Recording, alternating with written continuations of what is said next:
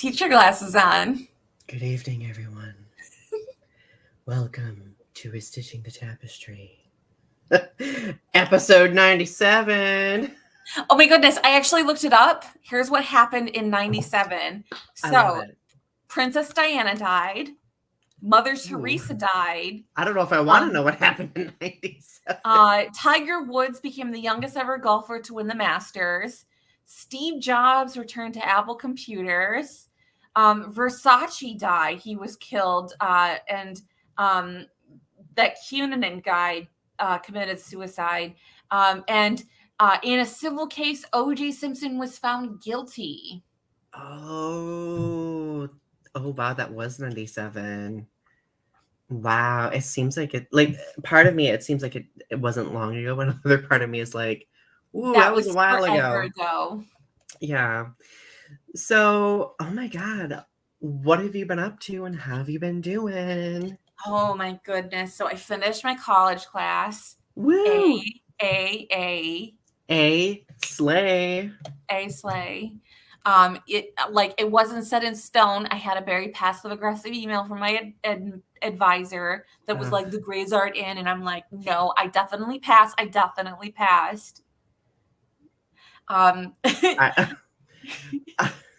I literally can't even. I know, right? Halloween happened. Did you do anything for Halloween? Did you see my video on my channel? I don't think, did I miss a video? It's possible that I missed a video. No, you totally watched it. It was the David Lynch video. Oh, yes. Oh my God, the David Lynch video. Oh my God. It was iconic, by the way. I loved it. And then I loved when you started kind of like breaking character and you were just like, woo, it's kind of hard being David Lynch. It is so hard being David Lynch. That was a very uncomfortable costume. I was like buttoning up the shirt all the way. I was like, hello, I'm David Lynch. I was like, no, I cannot do this. This is definitely very hard. I had a fun Halloween. You slayed. You look so amazing in your costume. Oh, let me doll up real quick. Oh. It matches my Goji shirt, everyone. I need to get my crap together. What is going on with my hair? Ooh. Hello, everyone. That's a really nice wig. Like, thanks. It needs to be brushed. That's what I was just about to say. Like, you need to brush your wig out. Like, you look kind of a little hot messy with it's because you had a very successful wild Halloween. That's why. Okay, that's gonna get hot. This is coming off. That's coming off. That's what she said. Oh my God, we are a hoot and a half, aren't we? So my week, well, I almost had a mental breakdown earlier in the week because buying a house is really stressful. There's so many things. It totally is. Like there's so many like turning cogs and wheels and variables, and of course, I have like realtors, loan agents, like insurance companies, like explaining very technical things to me. And mind you, like I'm the kind of person I can absorb things pretty well, but on top of like school being very busy and then like trying to maintain a social / creative life too, it's just like I don't know what that was, but oh my goodness, you know what it's like? It kind of reminds me of those like brain suckers from Futurama that like they get stuck on your head and you just like, but like you just be like Fry, just be like, it's depleting. I don't have the brain waves to like absorb this anymore. So then they'll just like fall off, like, because you don't have the mental capacity to handle this. Just be like, I can't handle you. You have no effect on me. Boom, right. Dead. It's very depleting, but like don't get me wrong, like I'm like very excited and we have a pretty good timetable. We're not like moving into this house until like after Christmas because the sellers need to move out and they have kids and stuff like that. So, oh, Leo's here. Leo is fashionably late, just like I am 90% of the time, and says happy belated Samhain. Woo! Yay! Or as the terrible TV shows call it, Sam Sam Hain. Hain. Oh, David. David Sperling, hello. You graced us with your presence, a nice cameo. We're still happy that you're able to tune in even for a minute. Just keep in mind you're always more than welcome to watch the replays afterward. So let's see, other news, other things that have been happening. Oh, I have a book coming out on the 15th. That is in probably 13 days. 13 days. Yeah, I can't count. It's out in 13 days. I'm very excited about that. I'm getting my proof copy of it tomorrow, so hopefully I'll be able to look at it and make sure it's not a hot mess. So yeah, it's pretty much it with me, though. So, oh, thank you, David. You're very sweet. I appreciate you. So, shall we get to the mission statement and then start on our wild ride for the evening? Heck yeah, it's hodgepodge. Anything can happen. It's hodgepodge night, my friends. We live in a dynamic society where social media shapes us by creating greater opportunities for connection. It has led to a developing understanding of the adversity many marginalized communities face, the powers causing the adversity, and those who act as bystanders as atrocities take place in real time. Our goal with this show is to make connections and have challenging conversations about social topics, current events, pop culture, and art. Together, let's weave the threads of understanding with what privilege we have in order to learn, educate, and create in a world that's growing. So, hello. Amy Lee Forever's here. Hey. Yay, Just dropping in to say hi. Hi. So, okay. Before we really get to the topic, let's do like a current event snapshot really quick, just to reflect on how much of a hot mess everything seems to be right now. So Elon Musk bought Twitter, and now Twitter is a dumpster deactivated fire. my Twitter shortly afterwards.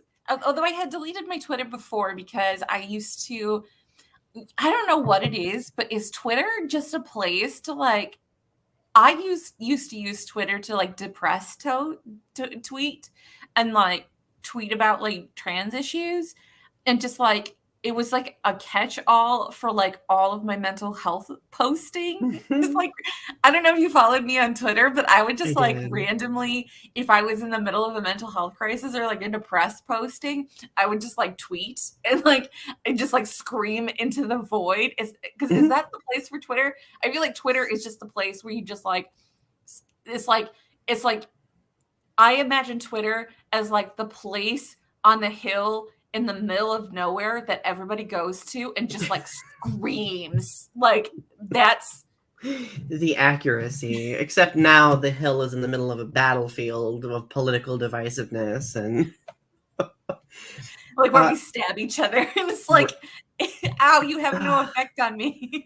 So Elon Musk is now in charge of Twitter. He has fired the CEO and a bunch of other like higher ups. So, and now he's talking about bringing back like banned people, and we know who isn't included in that category. I just couldn't support Twitter because he is trying to, Elon Musk is trying to be like the Henry Ford, where he's like supporting Putin in the same way that Henry Ford supported, Hitler. And it's like, I don't know if I can be a willing part or like, yeah, I feel the same way. Like I've been kind of going back and forth about like deactivating or deleting Twitter. I'm just like there's still like good people there. So I'm just like, do I leave the good people or do I just like make this decision for me, But I've also felt this way about Facebook too. And then I realized like, oh wait, I use all of this also for marketing for like YouTube and my books and stuff. So it's a hard choice to make. Leo says, I am remaining on Twitter so I can report to y'all how downhill it's possibly gonna go. David says, I wonder sometimes if Tesla and Disney will someday be in a Cold War for domination of Earth. Oh, no, you know who will be part of that domination? It'll be Tesla, Disney, and Nestle. Nestle will. Amazon too. Amazon, yeah. Mm-hmm. Nestle, ooh. Yeah, that's one that a lot of people don't often think about also. Because it's kind of like more like under the radar. You don't really see it as often. Amy Lee Forever says, I had a Twitter signature that said, please don't follow me, but people still ended up following me. But yeah, in other news, Speaker of the House Nancy Pelosi's husband was attacked in their house by an assailant who basically was a QAnon person. So that's kind of unsettling. Why is QAnon so obsessed with Nancy Pelosi? I don't understand it. Sorry. I have I need to look it off. Oh, the marshmallow. Okay, sorry. To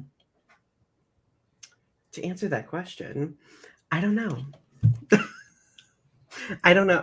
Probably because it's the rhetoric that they are being exposed to constantly on the internet, from like certain Honestly, I think powerful it's just voices. because she's a woman, and it's because they can't, that Hillary Clinton is like a non-factor anymore, so they can't go after her anymore. So it's like they have to go after the most second powerful woman that they can. So it's like it's like she's a woman in power, so it's like, and she's a Democrat, so it's like, and like she's an older woman, so she's aged out. It's sort of like, it's like she's like the trifecta of everything they're scared of. She's like an old Democratic woman and they dislike that.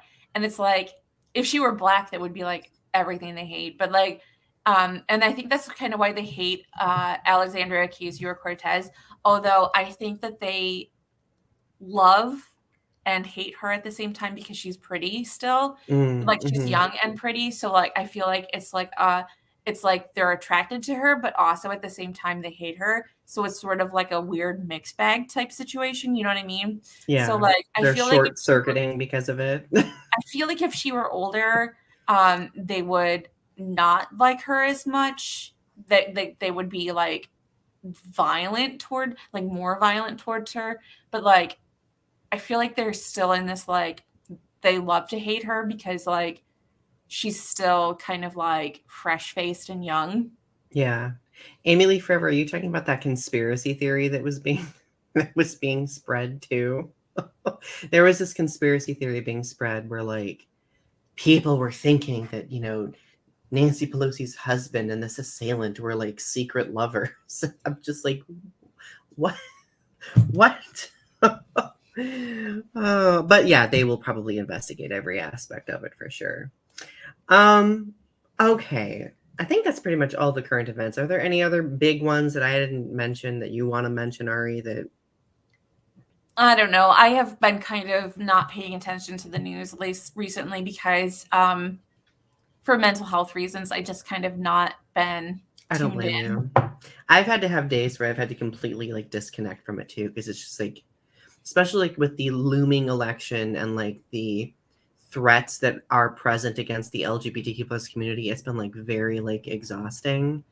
And I'm just like, oh, like just there's like just this heaviness to it all. So all right. So Ari came up with this brilliant episode idea tonight.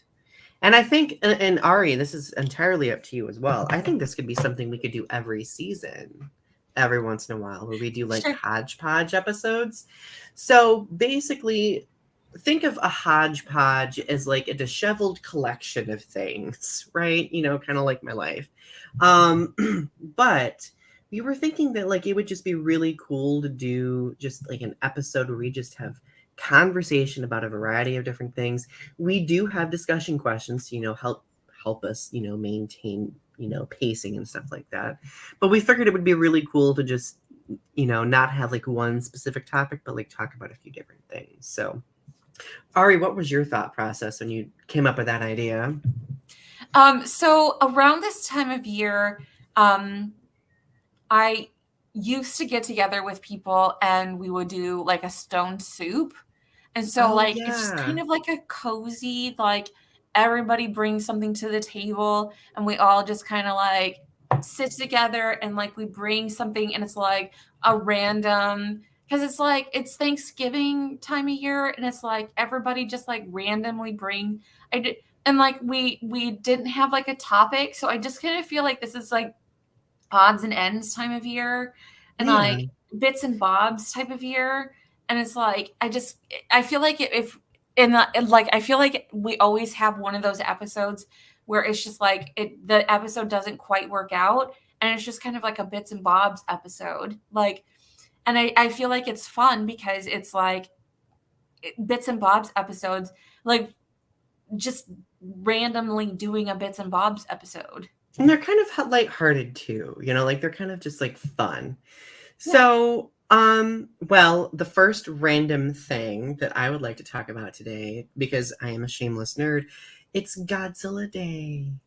And that I wanted to talk about God's. Oh my God.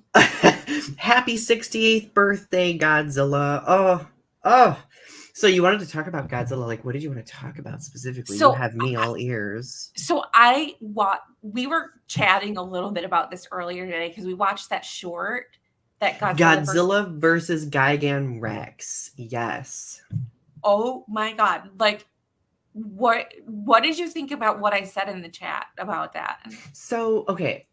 So Ari and I we were talking about like kind of obviously we know that Godzilla is a metaphor of like the nuclear specter and like the like kind of like post-war trauma that like Japan experienced, in conjunction with like these vying powers around the world, wanting power, right? Well, like we were watching this short, and we were trying to like I think we were trying to like really stay true to like the character's roots, to look at like the imagery and see like how does this imagery echo that nuclear specter and that symbolism.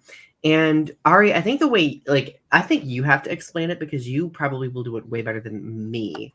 So, But okay, here, let me pull up the chat and like because I have to like recreate some of what I was saying. so Because it was really complicated.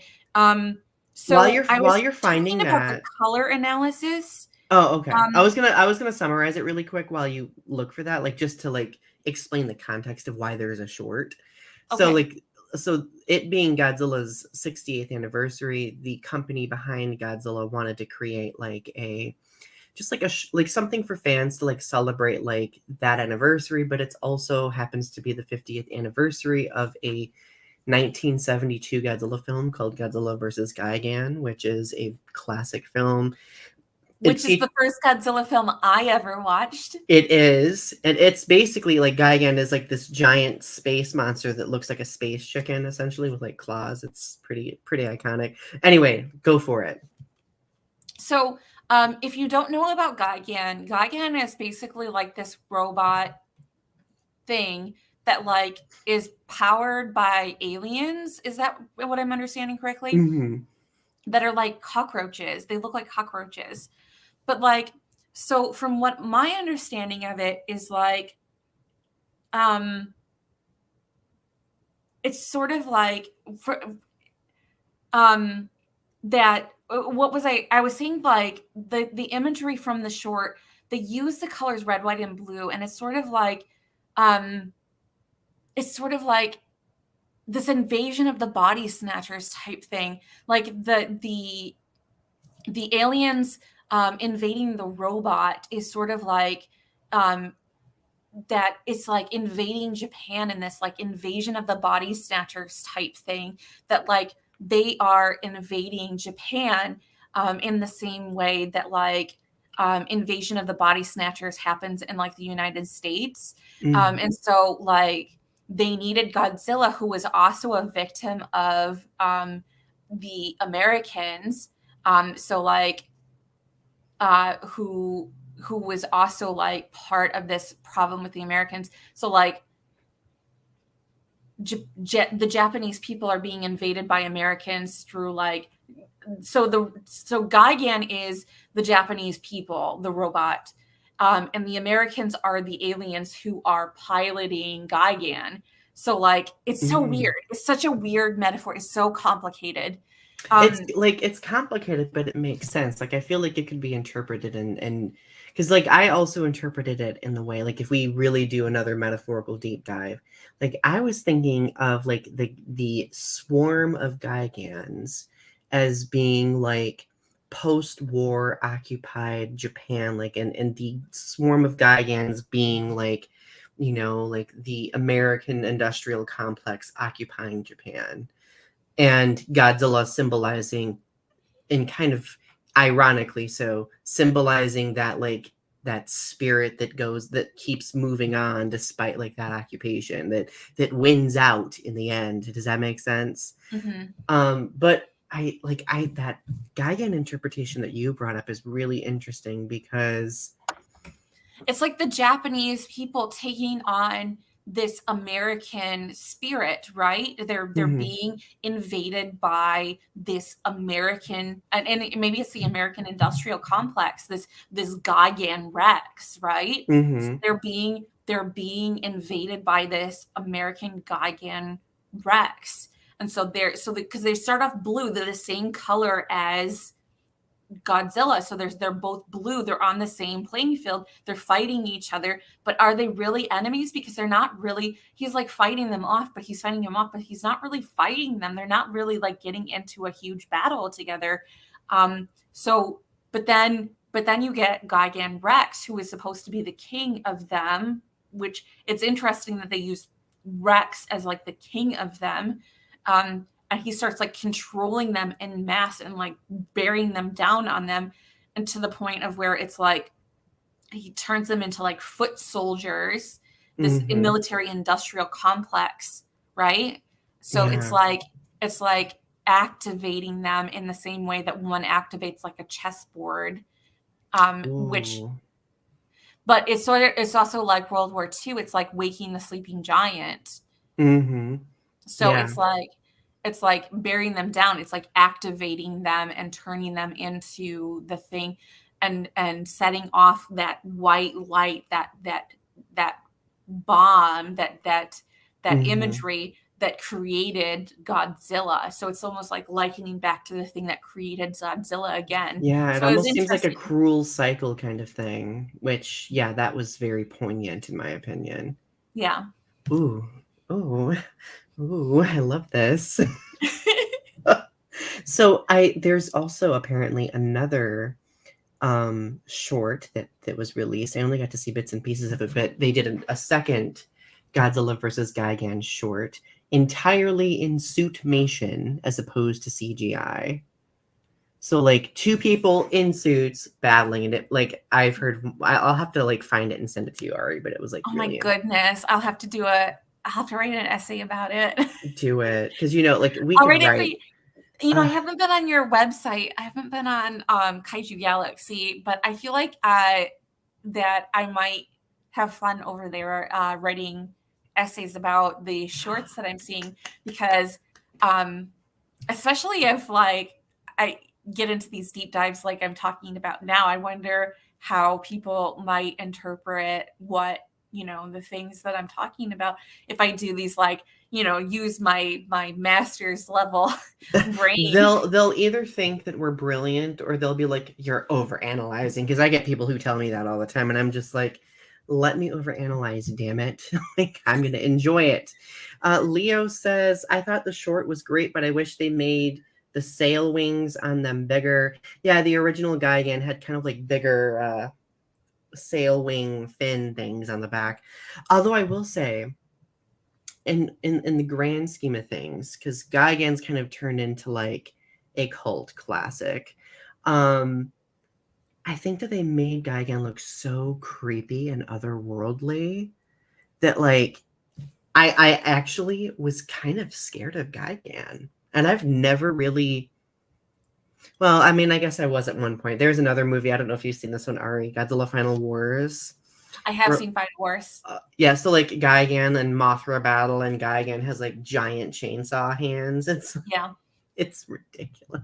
Like it's so funny. Like just like imagine like this bleak, destroyed Tokyo dystopian backdrop, and this chainsaw cyborg space chicken is battling a beautiful. Final Wars where the humans actually win in that one? They do, yeah. Yeah, so, I like, have seen that one. So like Gigan, like this industrial, terrifying alien creature battles Mothra, who is like this beautiful angelic creature who looks like a fuzzy, and it's amazing.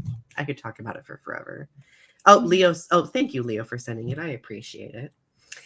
But yeah, like Godzilla Day. I celebrated Godzilla Day today by watching the original Godzilla versus Mechagodzilla from 1974. I've not watched that film in probably 5 or 6 years. So I finally was able to sit down and watch it, and I was just like, ooh, like there are things that I've missed over the years. Like what? Ooh. Did you do anything to celebrate today? I did not. I just watched the short. I think that's celebration enough. That's celebration. That's celebration. Let's see. Amy Lee Forever. Are you talking about Kong Skull Island? Or Kong versus Godzilla? Right. I loved both of them. There wasn't enough Mothra into either, but I can survive, I suppose. I actually didn't like Kong versus Godzilla. I feel like those versus movies, it's sort of like Freddy versus Jason. Or Batman versus Superman or something. I feel like they just, it's very, those crossover movies, they just don't do it for me. I feel like they get a little bit too, like they're just trying to pander to both both markets, and I feel like you just never quite get enough of either fan base or like either of movie, and it's sort of like a wink wink nudge nudge, like, oh, we get what would happen, neither win, who's gonna win the fight, nobody's gonna win the fight, not really. Well, and the truth is, like, in the universes that do this, like, human characters, like the pre-existing characters just kind of get sidelined in lieu of the action. Now, don't get me wrong, I love the explosions and the battles, but I also I want to see like how these characters have evolved too, and I feel like in a lot of these movies we don't get to see that, unfortunately. Like, and honestly, like King Kong versus Godzilla, like, in my opinion, Godzilla would crush Kong. Oh yeah, any day. Because they had to like size up Kong to and give him like an axe. They just like, there's no, in my opinion, there's no comparison. Like they had to change the size of him to even put them on the same level playing field. Right. Yeah. But that's just my opinion on that. My favorite MonsterVerse film, which is the universe that these new Godzilla movies are in, is forever going to be Godzilla King of the Monsters. Take a wild guess as to why. Because of Mothra. Who's the what? The queen. The queen of every. Donnie became an owl. I just got that. Only because I'm a hoot and a half. Oh, that was terrible. Oh, really you got jokes. I see it.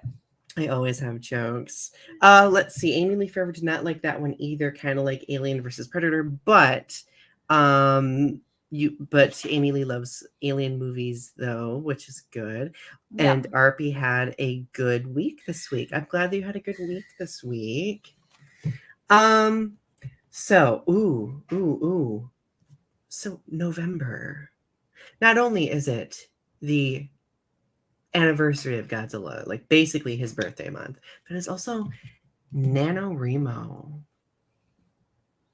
Ari, are you doing anything I for got Nano started War? today. I finally got started today. I sat down and did a sprint of 1,200 words in an hour. Slay.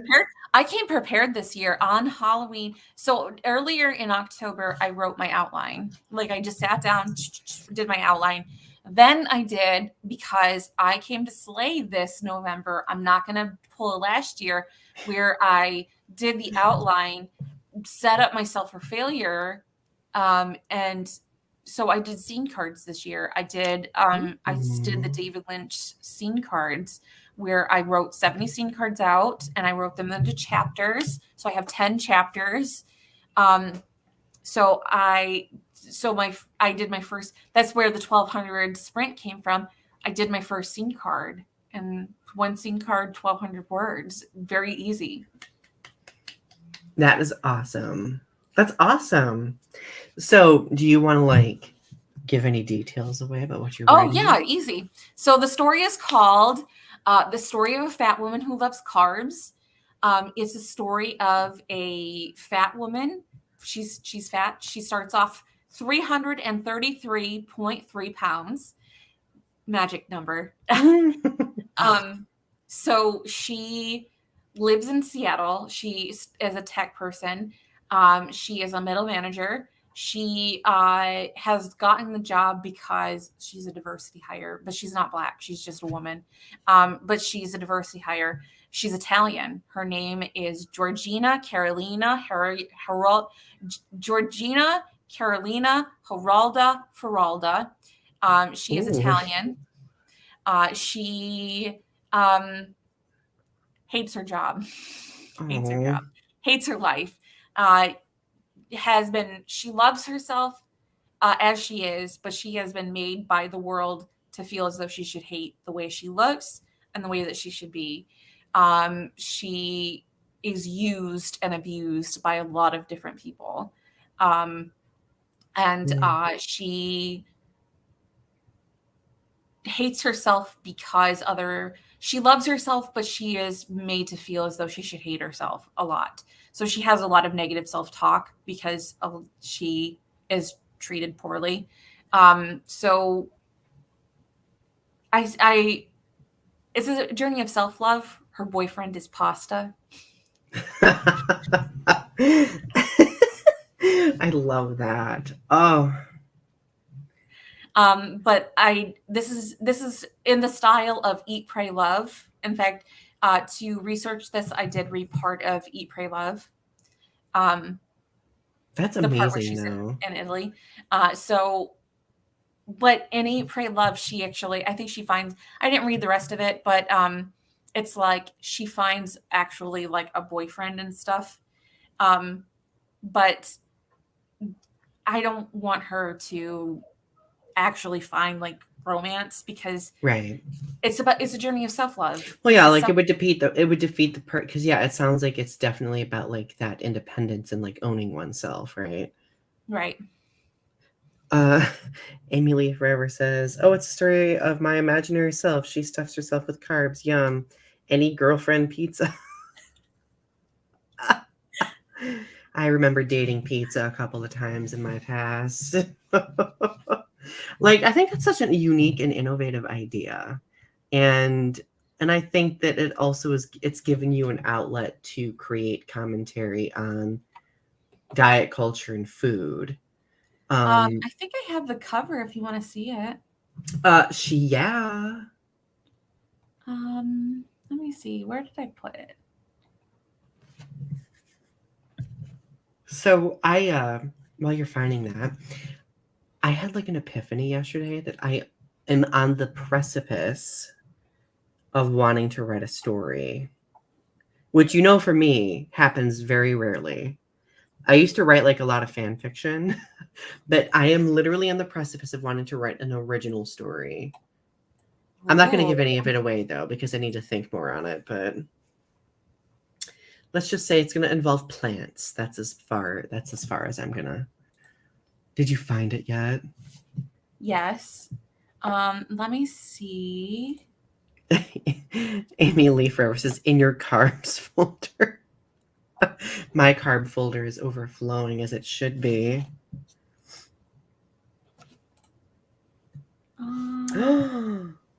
Ooh. That's nice. Yep. I'm obsessed. I'm invested. So are you using the NaNoWriMo website to write? I am. Yep, Track? you can find me. I'll leave a link I'll give you a link to it so you can put it in the description. Yeah. But it's how I used to spell my name, Ari Whipple. Mm-hmm. Okay, So it's I'll have to. the letters Re Whipple. Because I've Yeah, had I'll it for have to so find that. long. I've had it for so long. I've had this since like 2006. I've had this for like 8 years or like ridiculous amount of time. Ooh. Pasta primitive. That sounds like a great drag name, honestly.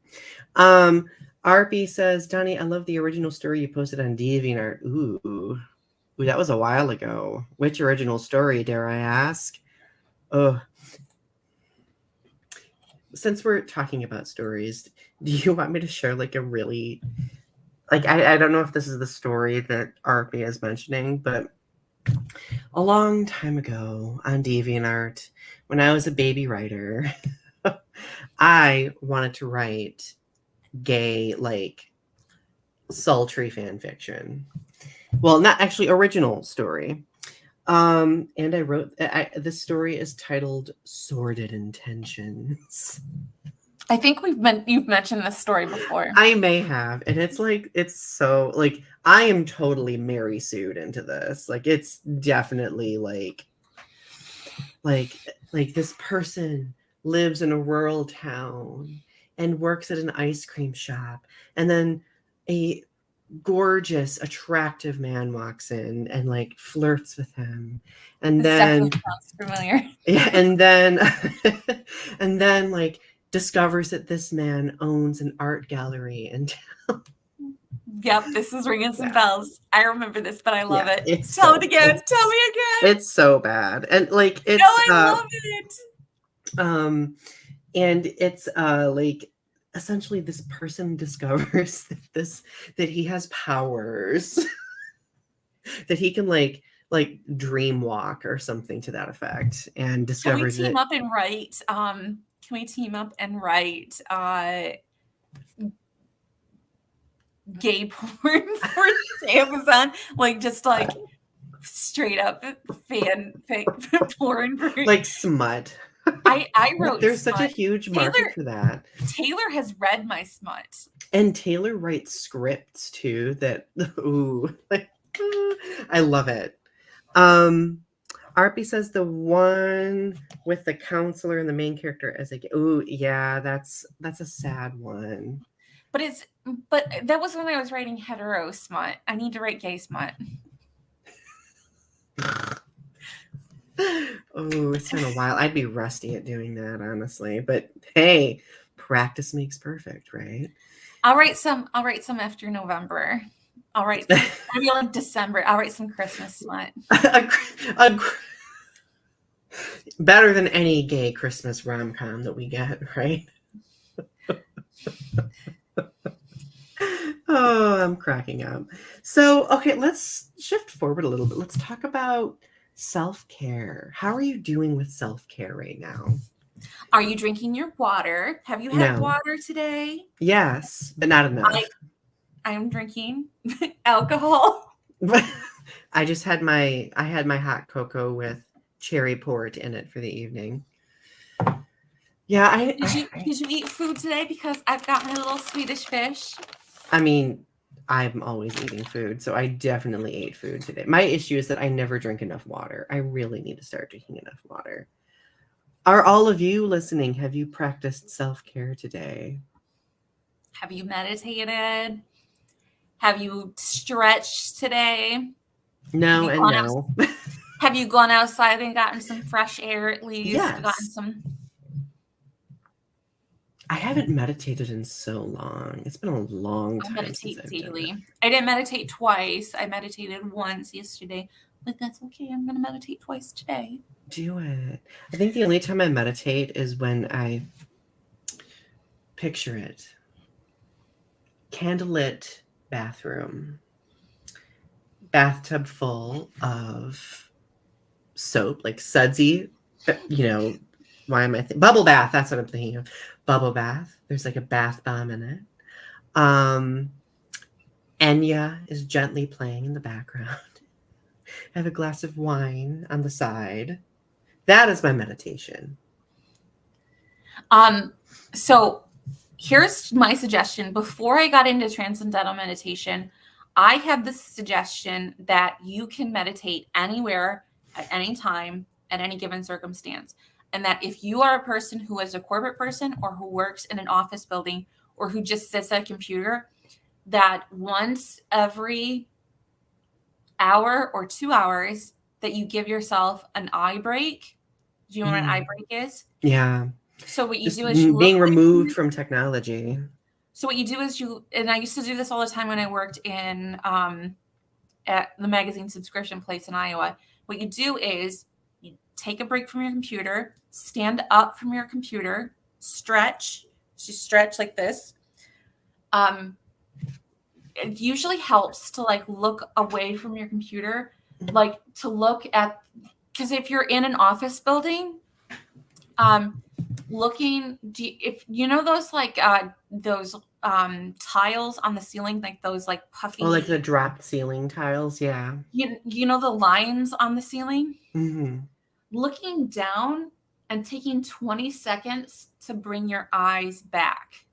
So like following the lines on the ceiling, like using those to follow the back. So you're giving your eyes a break from your technology and like you're refocusing your eyes. I like that. So I mean, I don't really meditate, I guess, but I do like when I am like on campus, like I have an office, of course. And one thing that I do, like I've gotten to the point where fluorescent lights are not a thing in my office. I will not turn on the fluorescent lights because the fluorescent lights just like annihilate me.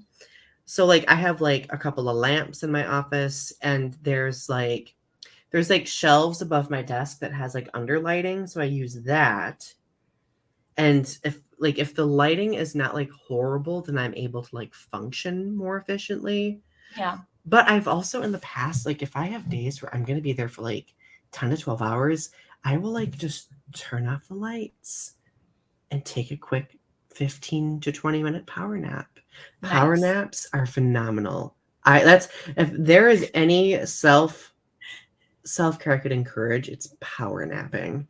I'm not laughing at you. I'm laughing at the comments because Amy Lee Forever just keeps talking about carb yoga, and it's just like cracking me up. Like I'm just dying. Like it's really, really funny. Like you're just like talking about like all of this like self-care like stuff, and she's like carb yoga, and I'm just like imagining somebody like doing like a downward dog right into like a supreme pizza, and it's just like the funniest thing I can think of.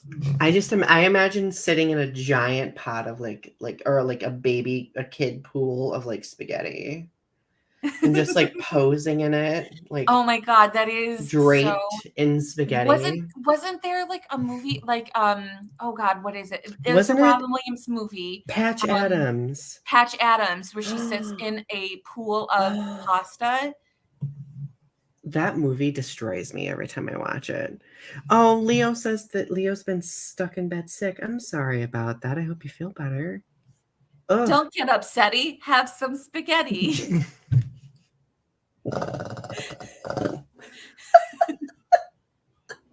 Oh, I'm gonna make carb jokes. I'm gonna make carb jokes all month because this is what I do.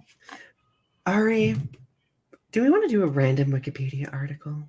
Yes, we do. I have Wikipedia pulled up. Here we go. Let's like whenever we do hodgepodges in the future, I cannot speak. Future random Wikipedia article searches will be part of the agenda for the evening. So let's do a random Wikipedia article and discuss it. It's a woman's wrestler. Her name is Hitomi Obara, born January 4th, 1981, from the Hinochi Amori, Japan. She is the captain of the Japan Ground Self-Defense Force, which I want to know what the Japan Ground Self-Defense Force is, because That sounds like a Godzilla, like, I'm sorry, Japan ground self-defense force sounds like a military group. It is. Mm-hmm. It is. I Yeah, Japan has like a self-defense force, and there's like different branches to it. Their emblem is like super amazing. Have you seen this emblem? I don't think so. It's two Amy Lee swords. Forever says she is a carb yoga guru. Oh. Can you show the emblem? Yeah, hang on. Here we go. I love that we have a share screen feature in StreamYard. It's brilliant. I don't know why we don't use it more. Let me see if I can. No, that's random. Here we go.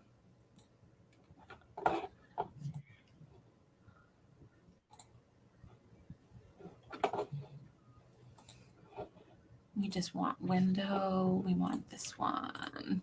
You got share screen. Oh, wow. Yeah. So here is the article. Also referred to the Japanese army. But so here is Hitomi at the 2012 Olympics. Wow.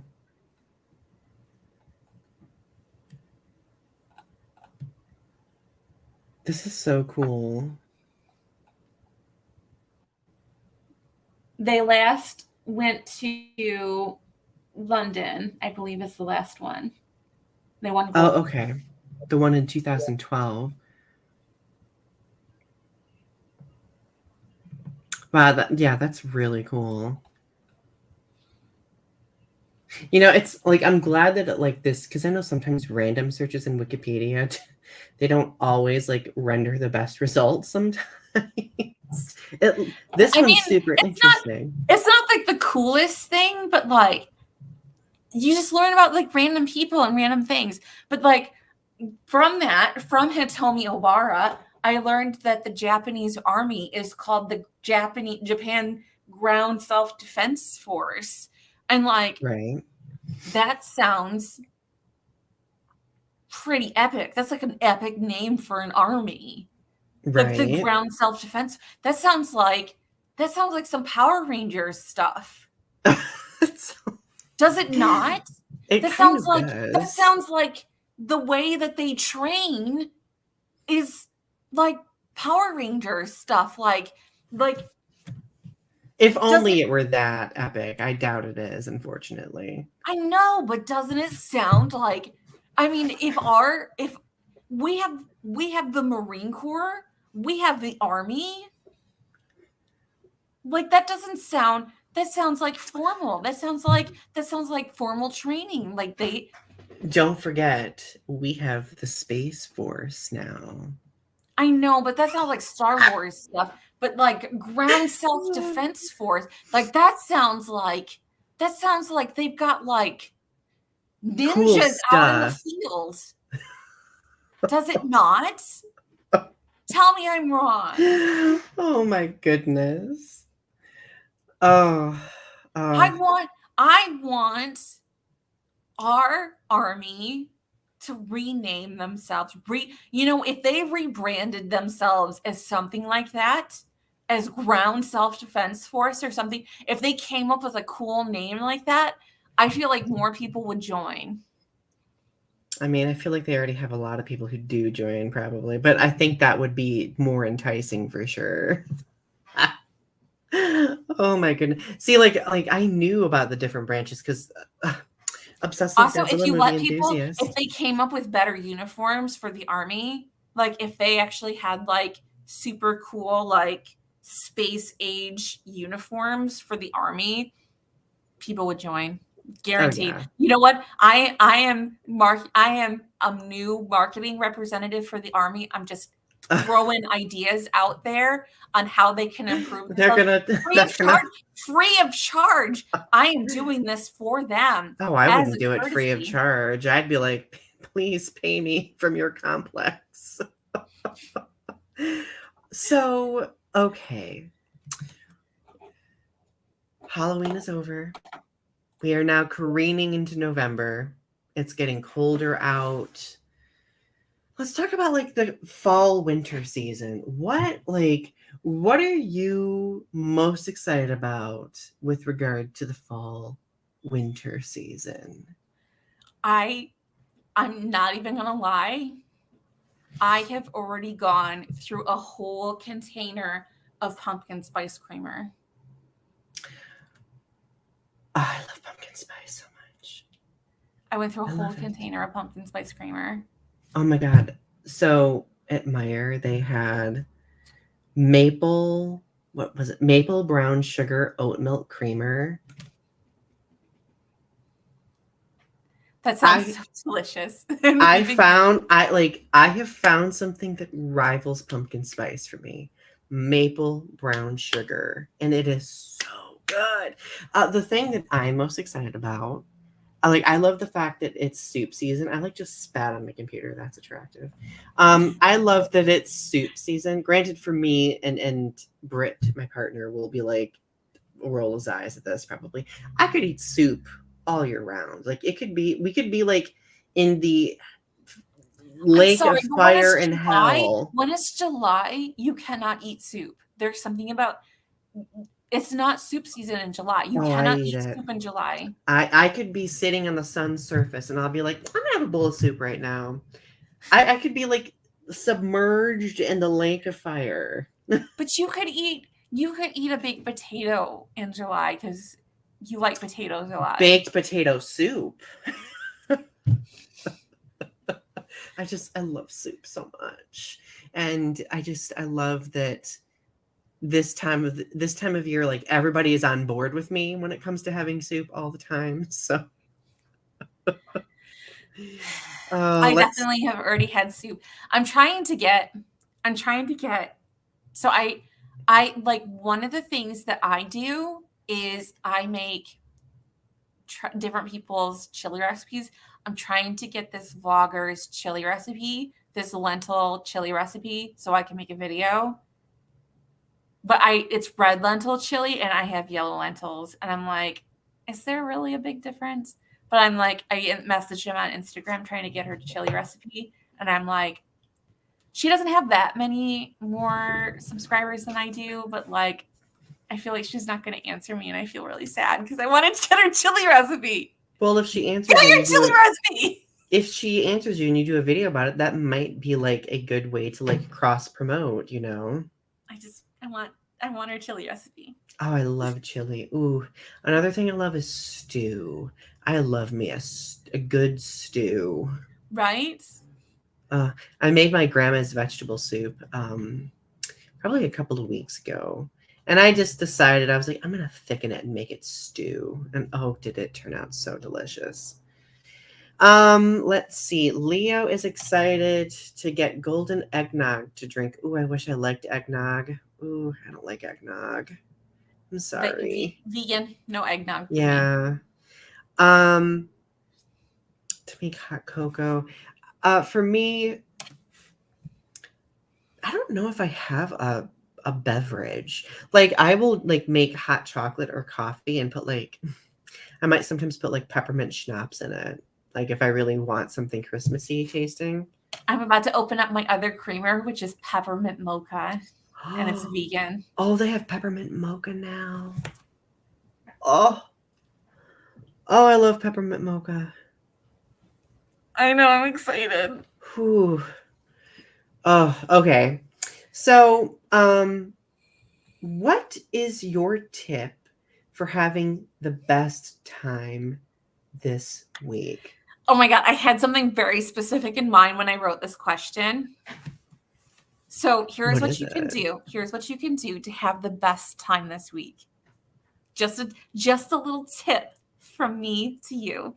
So what you're doing when you do your little cookie cooks this week, when you're just having a good time, when you're cleaning your house, when you're just cleaning up, look up simmer pot recipes. Just things that you can throw into a pot like cloves and lemons or like oranges and like apples. Simmer pot recipes. It's what things that you put into a pot. You don't eat them, you just simmer them. They make your house smell delicious. Ooh. So good. Look up simmer pot recipes. They will make so you're cleaning your house, you're cleaning your kitchen, you're cleaning your living room, you're doing your laundry, fresh laundry, clean kitchen, clean living room. Your house will smell amazing. That sounds amazing. I wonder if you can like make tea out of like the residual like water in the simmer You pot. probably could. Because you know me, like I love tea. Like I would find some way to like make the house smell good, but also have a cup of tea. If you wanted to, a good simmer pot recipe would be like oh God, what's it called? Hot wine, glühwein. Oh, ooh. Amy Lee Forever says, yeah, but it would get your house humid. That's true. I can handle a little humidity. Like, see, in the wintertime, like I have plants. So like I like there to be a little bit of humidity because it gets so unbelievably dry here in Michigan in the wintertime. And they need the humidity. What were we about to say, Ari? But it's like it's the best thing, and it's good when your house when it gets colder even. But then you just because I've had the heat on in my apartment because I get cold easy, so I would just turn off the heat in my apartment and just have the stove going, and it would just keep the apartment that way. Mm-hmm. Oh my God. I need to gush about something. The one thing I'm really excited about for the new house that we're getting is that it has a fireplace. You've mentioned that, and it also has the book nook. Oh, it has a book nook. So I can like sit at my book nook and read while the fireplace is going in the wintertime. Oh. Okay, anyway. So oh, Amy Lee Forever. Oh my goodness. Jeez, My goodness. oh gosh, they're getting ready for the holidays. Got the simmer pot boiling, and she's burning up a sweat.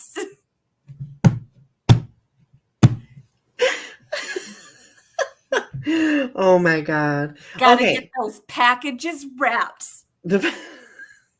So music. Do you have any song recommendations? We're not going to play any, obviously, for copyright reasons, but song So recommendations? I have been listening to the new Taylor Swift album. T Swift. I've been listening to Midnights as well, and it's amazing.